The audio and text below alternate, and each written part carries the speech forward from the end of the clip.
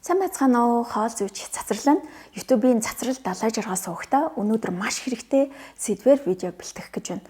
За хэрвээ та маш их хэмжээгээр хичээгээд хоол хүнсээ өөрчлөөд эрүүл хооллоо дасгал хөдөлгөөн байн хийгээд байгаа хэдий боловч огт жингээ хасч чадахгүй магадгүй эсрэгээрээ бүр жинтэй нэмэгдээд байгаа болвол энэ дугаар танд зориулагдж байгаа. За гэр бүлийн тань хэн нэгэн бас энэ шинж тэмдэг миний хэлэх шинжүүд гараад үүнээсээ болоод бүр ерөөсө өдрөөс өдөрт улам тархалаад байгаа байх боломжтой. Тийм учраас өнөөдрийн дугаарыг үзээд насан туршдаа ямар нэгэн жингийн асуудалгүй эрүүл жин дээр эрүүл сарвал урт удаан наслаарэ гэж та нартай өгсөж өрөөе. За ингээд миний хувьд болохоор хоол зүйн чиглэлээр хүмүүсийг ганцаарчилсан зөвхөн тэр хүн зориулсан хоол за мөн группийн хичээлүүд явуулаад олон зуун шавнартай болж тэр хүмүүсийнхаа эрүүл сарвал сайхан илүүдэл жингүү байхад нь тусалж ийм шавнартай болсон. За тэндээсээ яг ийм бодтой хүмүүсийн амьдрал дээр гарсан ийм учир шалтгаануудаас хамгийн түгээмэл байсан энэ тохиолдлуудыг нь танд хэлж өгөх гэж байгаамаа. Тэгэхээр илүү монгол хүмүүст бол илүү амьдралтай зөвлөгөө болох болов уу гэж бодож байна. За жин ерөөсөө яаж хичээгээд, яаж дасгал хийгээд, яаж хоол хүнсийн солиод өөрчлөгдөхгүй бүр өшөө илүү нэмэгдээд байсан хүмүүсийн хамгийн номер 1 дэх шалтгаан болохоор дааврын өөрчлөлт байсан. Дааврын өөрчлөлт гэдэг маань даавар гормон гэдэг зүйл бидний амьдрал, бидний биеийг бүтэн контролдож өөрчилж идэг юм зүйл байгаа. Та ууртай байх уу, уйлмаар болох уу, ааштай, эсвэл аз жаргалтай, өсөр цохромоор энэ бүх тэр сэтгэл хөдлөл emotional зүйл бол даавартай шууд хамаатай. За яг түүнтэйгээ адилхан биеийн тархалттай байх, илүүдэл жингүү байх, эрүүл байх энэ бүх зүйлд хамгийн чухал зүйл бол даавар байгаа. Тэгэхээр би эмэгтэйчүүдийг эстрогены шинжилгээнийг өгөөч гэгээд би нэг дугаар видеон дээр хэлж ирсэн. Тэгвэл эр эмгүү ялгаагүй миний даавар гормон маань тэнцвэртэй байна уугүй юу гэдгийг заавал нэг эмнэлэгт эхлээд үзүүлэх шаардлагатай байх нэ. За үүний дараагийн 2 дугаар хамгийн чухал хамгийн их хүмүүсийн бас ерөөсөө жингээ хасч чадахгүйсэн шалтгаан бол бамбай өвчлөл байгаа. За бамбай булчирхаа ямар нэгэн байдлаар өвчлсөн тохиолдолд бас сэтгэл хөдлөл маш өндөр, маш хурдан уйлна, маш хурдан баярлна, маш хурдан уурлна тийм савлгаатай юм сэтгэл хөдлөлтэй. Тэгээд жим бол маш өндөр. Бүр заримдаа бол иш энэ ямар арчаагүй тарга юм бэ гэж хүний хэлхээс өмнө магадгүй бамбай ямар нэг өөрчлөлтөнд бамбай булчирхаа өвчтөө биш байгаа да гэдгийг нь эргэн тойрны хүмүүстэй хэлээд шалгуулад тэрвээ таны эргэн тойронд хит их жингийн асуудалтай байгаад бол заавал шинжилгээг нь өгөөрэй гэж хэлэх байна. За тэгээд олон хоол зүйчд болон за миний хувьд мөн адил шавнараа эхлээд шинжилгээнүүдээ өгөөд хэвийн байна уу, ямар байна вэ гэдгийг нь шалгуулахыг өшөөл хичээдэг болсон. Тэгжиж дааврын өөрчлөлтгүй, мөн бамбай булчирхаа өөрчлөлтгүй, хэвийн эрүүл байгаа хүний хоол хүнс болон дасгалын өөрчлөлт ирэхээр маш гоё үр дүн гарч эхэлдэг байгаа. За үүний дараагийнх нь хамгийн том нөлөөлөл бол стресс байна. За Монголд байгаа хүмүүс дийлэнх нь бол маш их стресстэй, ууртай, уцаартай, тэгээ амар тайван байх нь бол тун бага. Тэгээ их стресстэй байгаа үед бид түүнээсээ үүдээд ходоодонд орж идж байгаа хоолоо огч ингэж чадахгүй. Стресс ихтэй хүний ходоод хоолоо боловсруулж чадхаа болчдөг. Тэгэхээр хоолоо боловсруулж чадахгүй байгаагаас болоод их илүүдэл жинтэй. За тэгээд царай зүсний хувьд ч гэсэн өнгө зүс тун тааруу байх. Энэ маш их нөлөөлж байгаа нөлөөлийн хамгийн чухал илүүдэл жинтэй байгаад байгаа шалтгаануудын нэг бол хит их олон янзын дэглэм барьдаг хүмүүс байгаа тийм.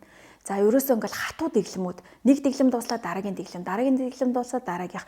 Тэгтэл нөгөө жин ингээд дүнгэж нэг дэглэм бараа хасч идэл дуусаад өшөө илүү нэмэх магадлал ихтэй. Яг гэвэл бидний бие хитрхи хатуу дэглэмд байнга байх нь маш их стресс авчирдаг.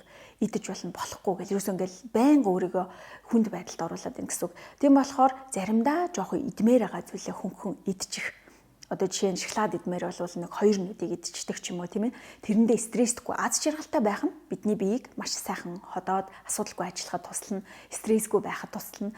Тийм болохоор ер нь нийт хоолж байгаа хоолтынхоо нэг 70-80% нь би сайхан эрүүл хоолж байна л гэж тооцоолоод за бусад үед нь идмээр байгаа зүйлээ хаяа идчихдэг. Тэрийг стрессдэггүйгээр тийм ээ. Энийг идчихлээ гэж стресстэд байхгүйгээр ингээд аль болох сэтгэл зүгээ сайхан контролтой байгаарай. Хит олон янзын хатуу дэглэм бүү бариарай гэж зөвлөх байна. За үүний дараагийнх нь болохоор идж байгаа хоолноос хангалттай уураг авч чаддгүй хүмүүс.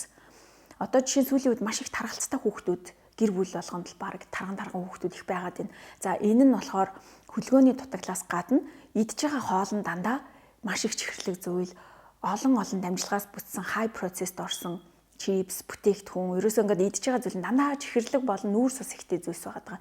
Тэгээд ирэхээр өсөж дахиад ид гэдэг тохиол ер нь тархинд ирээд ин гэсэн үг. Тэгэхээр идж байгаа хоол болгонд уургийн агуулмж ихтэй хооллох нь хүнийг хурдан цадсан бас одоо цатгалан юм идэх мэдрэмжгүй юм мэдрэмжийг танд өгнө гэсэн үг. Дүүрэн цатгалан байлгана гэсэн үг. Тийм болохоор уурга идж байгаа хоолноос хангалттай авч гинүү гэдгийг заавал өөрийнхөө болон үр хүүхэд гэр бүлийнхэн гишүүдийг сайн анхаарад үзээрэй.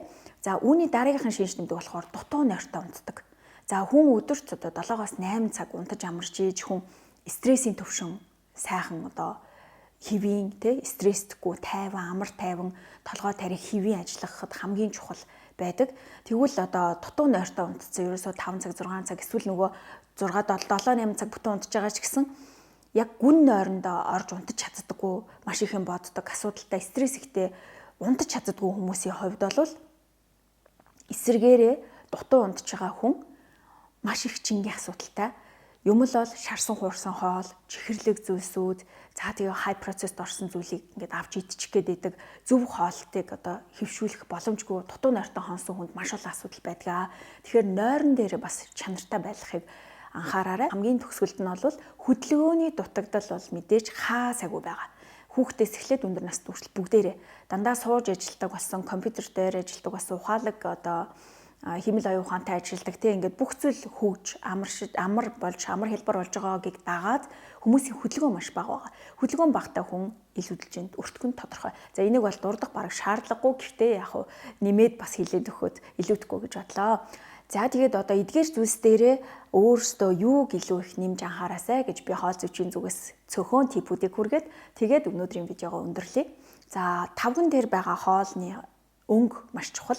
Солонгоруулж идэх хэрэгтэй байна. Монголчуудын хувьд л ерөөсөө ингээ гурил мах гэж хооллоод байдаг учраас ерөөсөө тийг солонгорсон гоё хоол байдаггүй. Солонгорно гэдэг маань л үндсэндээ ногоо түлхүү сайн идэл гэсэн үг байгаад байгаа. Ногоонууд бүгд маш гоё өнгөнүүдтэй байдаг.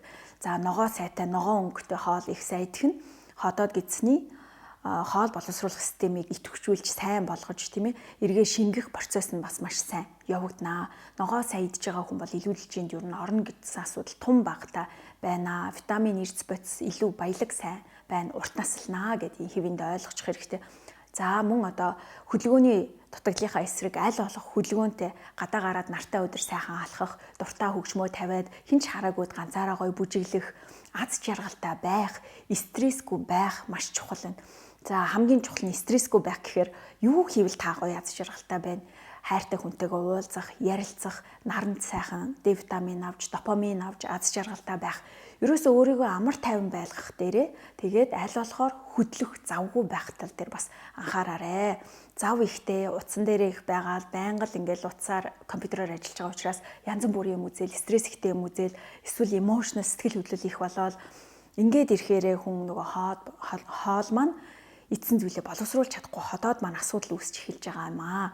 Тэгэхээр ингээ бүх зүйл хоорондоо уялдаатай учраас өөрийгөө амар тайван байлгаад хөдөлгөөнөө зохицуулаад сайхан тавган дээрээ солонгоруулж хооллоо, тавгныхаа тал хүртэл хувь нь чадвал сайхан ногоо сайхан идээд тийм ээ. Ингээд ирэхээр аяндаа одоо таны энэ асуудлууд сайхан шийдэгдээд эхлэх байна. Насан туршдаа одоо яг өөртөө байж идэж болох зүйлсүүдийг яг өөртөө тохирсон гэр бүлдээ тохирсон тэр хоолтыг сонгох нь л өөрөө хамгийн чухал байгаа. Ингээд өнөөдрийн дугаарыг товч бөгөөд тодорхой илүүдэлжинтэй байх шалтгаанууд тань эдгээр байж магадгүй. Тэгээ насан туршдаа мэдэж аваарай. Тэгэх юм бол илүүдэлжингүй байна гэд энэ дугаарыг энэ удаад өндөрлөе. Дараагийн дугаараар эргээд бүгдээрээ уулзъя. Удахгүй болох Мартин 8-ны минь за бас сар шинийн баярын минь та нартай хүргэе. Сайхан баярлаарай.